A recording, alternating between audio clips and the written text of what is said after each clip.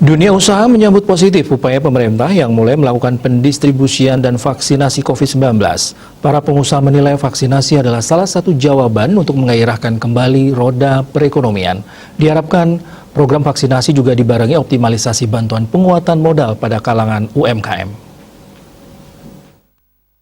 Ketua Kadin Tabanan Loka Antara mengungkapkan pihaknya menyambut baik upaya pemerintah yang mulai melakukan vaksinasi COVID-19.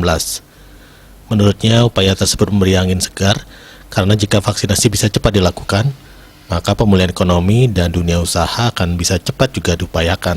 Pihaknya tentu menyambut baik dan sangat mengapresiasi pemerintah karena vaksinasi memberi harapan baru bagi pelaku usaha untuk ke arah yang lebih baik dari sebelumnya. Menurut Loka Antara, untuk mempercepat pemulihan ekonomi nasional, bahkan melalui organisasi, Ketua Kadin Pusat mengusulkan agar pemerintah memberi akses vaksin secara mandiri ke kalangan swasta. Upaya tersebut sekaligus dalam rangka agar pemulihan ekonomi tidak semata-mata hanya dibebankan kepada pemerintah saja.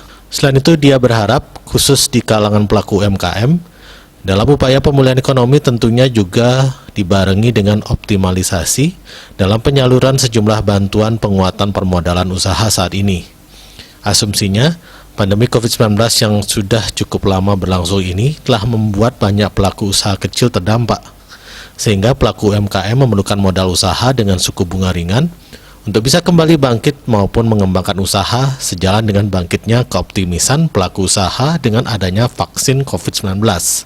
Saat ini Kadin Tabanan dengan menggandeng sejumlah kalangan perbankan sudah mulai bergerak untuk menyasar pelaku usaha kecil agar terbantu mengakses permodalan dengan suku bunga yang terjangkau. Harapannya, itu akan membuat serapan permodalan dengan suku bunga yang murah ini bisa optimal dijangkau oleh kalangan usaha kecil di Kabupaten Tabanan nantinya. Manik Bisnis Bali.